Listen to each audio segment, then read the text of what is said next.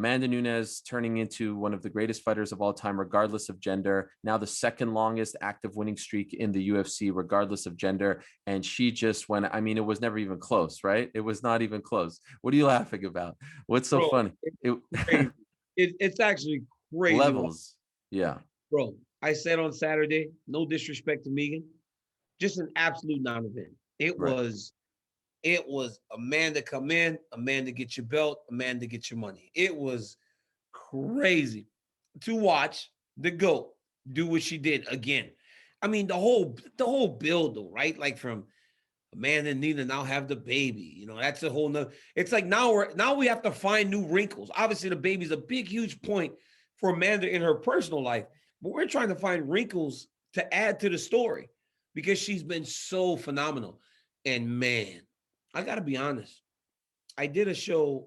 I did my detail on Amanda, and when she hits the Mm. girls, their eyes go boom, Yeah. like they're like whoa. And it was the same thing on Saturday. I mean, Megan looked terrified to start. I'm not gonna even lie. Like I'm trying to be as respectful as I can. She looked terrified to start. She looked like she was nervous, as you would expect her to be. But then Amanda hit her. Her eyes went wide. She was just staring at her. Like she was literally standing in front of Amanda Nunes, staring, almost waiting. And then Amanda just buzzed through it like she's done on so many different occasions. But for me, it was like, man, we've seen her knock out the best of the very best. So to see her go and get a submission, you forget. Amanda Nunes is a Brazilian Jiu-Jitsu black belt. We Yeah. just forget about it because she beats everybody up so bad. She goes and submits Megan Anderson with a triangle armbar. It was Beautiful. it was it was crazy. And then I saw people saying it was almost merciful. It was almost merciful for Amanda to submit her instead of continuing to beat on her. It's nuts. Yeah, while she was going on the ground and doing her thing, I was thinking to myself, just stand back up. I mean, this was going Oh, really so well you for you. want to see somebody just No, get I'm just destroyed? saying, if you couldn't, of course, her jujitsu is levels above Megan's, but I was like, why are you even worried about this? It was about to become a fait accompli, and then she pulls off a great submission like that. Her What first a sub, by the word. way. Wait, what is that word? A Oh, you fait don't know about fait accompli? accompli? Come Woo! on, What come a on. word. What is Fait that? accompli. It means like a I done mean, deal. you A got to done do this. deal in Fait French. accompli. Do that. Do that. Hey, next Wife is time drop. Hey, drop instead of saying it's over on the broadcast every fight. Drop a fait accompli next time. fait You know what I mean? accompli. Please send me the text message when I'm on there because that's beautiful. um, First sub for her since UFC 200 when she submitted Misha Tate. So But again, that was right, merciful. right. She beat the crap out of Misha, and to see her submit Misha was like, okay, could this get over? Like we wanted it just to be over. That she was beating her so bad. I almost felt like that would make with Megan, man. Like, gosh, just get this thing over with.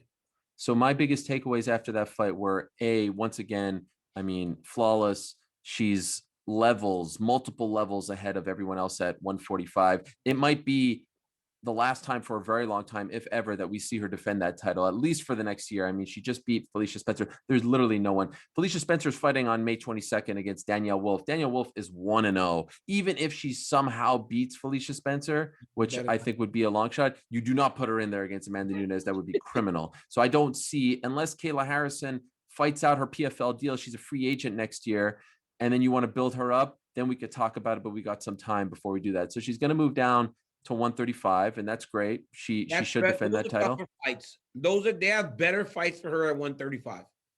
Juliana Pena.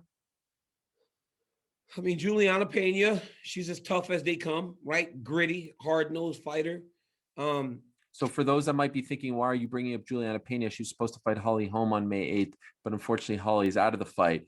I say this. Yeah, she's out of the fight, unfortunately. And Juliana has been one of those people for a while now calling out Amanda. Like it's sort of like Kevin Lee and Khabib and Islam. Like, I feel like you should be rewarded. If you've been calling someone out for this long and it's the person that no one wants to fight, like just reward that person. And I feel like she should be rewarded for the fact that she keeps calling them out. It wasn't actually a reward. Like, Well, yeah, but hey, she wants it. It's bad, but like the reality is this, Juliana Pena.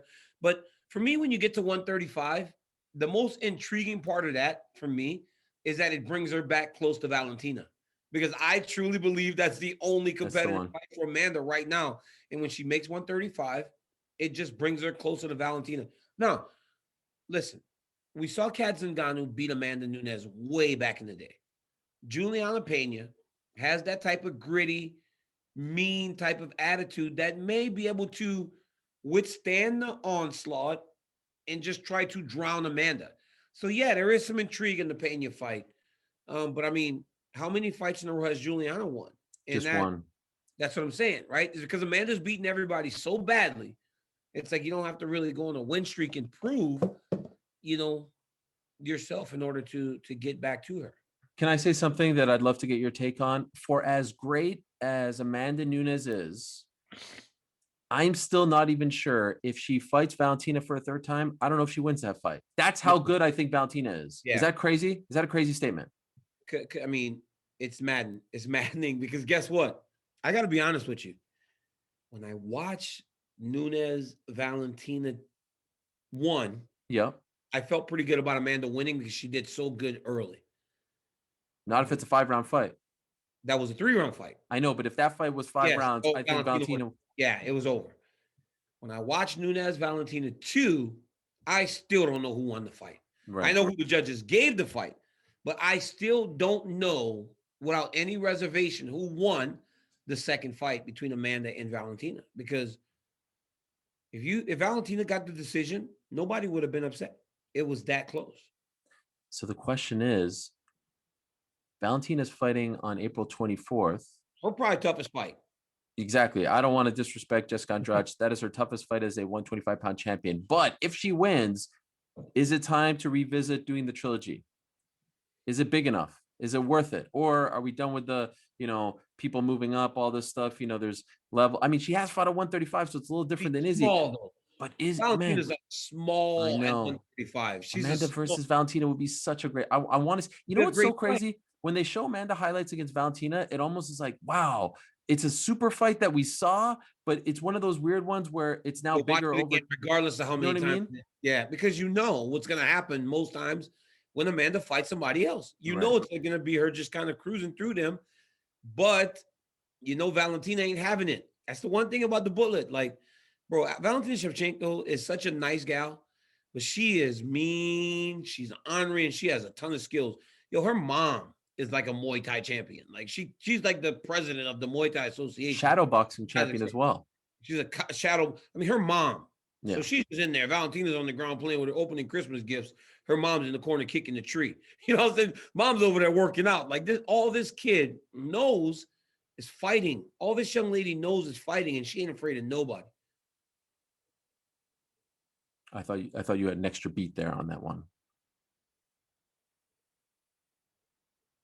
I thought you were going to say something else after that one. That's good.